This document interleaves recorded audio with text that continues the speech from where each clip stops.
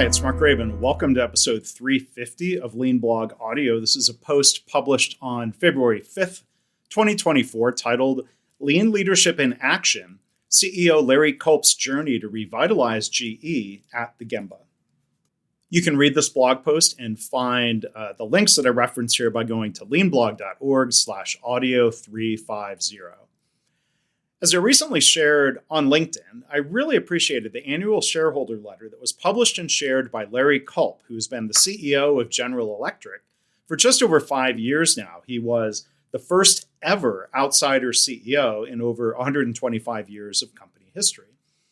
Now, first off, well, it wasn't first off, it was at the end of the letter, but I'm mentioning first off.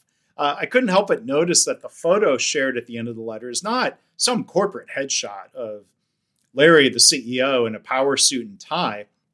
It's a photo, it appears, from a quote-unquote Gemba, or factory floor in this case, with Larry wearing safety glasses, a casual shirt, and a high-visibility vest. And he certainly looks to be in his element and enjoying it there. I mean, how rare is that among CEOs of manufacturing companies of any size? How much better off would other manufacturers or even healthcare organizations be if they had CEOs who don't just sponsor or support Lean, but are instead leading and driving the culture change? How many hospital CEOs truly enjoy donning PPE to be at the front lines of patient care? You can see that photo in the post, leanblog.org/audio 350. And part of the letter, Larry wrote this: "Today, in an ever-challenging environment, GE employees are embracing a lean philosophy rooted in Kaizen, or change to make it better. They are delivering for our customers by listening, learning, and executing. Step by step, one process at a time, they are advancing safety, quality, delivery, and cost in that order, serving our customers and each other with deep respect." Now, Larry participates in Kaizen events, as described in a recent Fortune magazine article that I've linked to, and it's worth blogging about in its own right. So Larry's participation in those events sets a great example for other leaders. But that doesn't mean he's the one with all the answers. And GE is also working beyond these events to also engage people in lean and continuous improvement through a daily management system and a culture of continuous improvement. He says, "We're laying in our lean operating model for GE Aerospace, which we'll call Flight Deck, so that we can perform at much higher levels in ways that I think will serve us well going forward." So that mantra of safety, quality, delivery, and cost in that order is one I've heard for almost 30 years, going back to my days at General Motors. And you can read more about that in a blog post that I've linked to. Now, those words about safety, quality, delivery, and cost can't just be lip service. Leaders must be willing to let everybody take actions that put safety and quality at first, even at the short-term expense of slower production.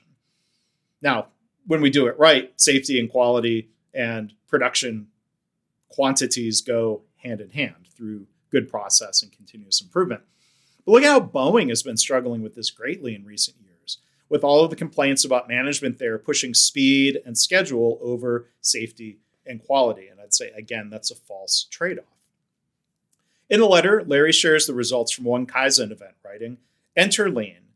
The GE T408 engine, for example, powers the fast-growing CH53K King Stallion, and volume on the engine is growing 300% year over year. With such an intense ramp, any delay or bottleneck matters a lot. That's why last November, business leader Alex Stone, lean leader Camille Latour, and advanced engine mechanics Frank Stewart and Vinnie Falls led a cross-functional team through a Kaizen event at our Lynn, Massachusetts plant. Coming into the event, our build time on the T408 was around 75 hours, with two mechanics working simultaneously on two separate engines to meet demand. Our goal, take that 75 hours down to under 32, with one mechanic working at a time. By the end of the week, engineers and operators working together on the floor identified opportunities both big and small, saving hours of prep time by using a heat gun instead of an oven to treat a compressor rotor, for example. The result was reducing build time to just 11 hours with one operator, all the while enhancing safety and quality. 75 to 11 is the kind of change that takes your breath away. But to me, the best part was the fact that on Thursday of that week, the team was already talking about how they were going to do better than 11, what they could do next. That is the spirit of Lean and Kaizen, always getting better. Your mindset shifts to look for opportunities at the most granular levels, day in and day out, to enhance performance and eliminate waste. So that's the end of the excerpt, again, from Larry Culp's letter. That's not uncommon with lean thinking and the action of Kaizen events.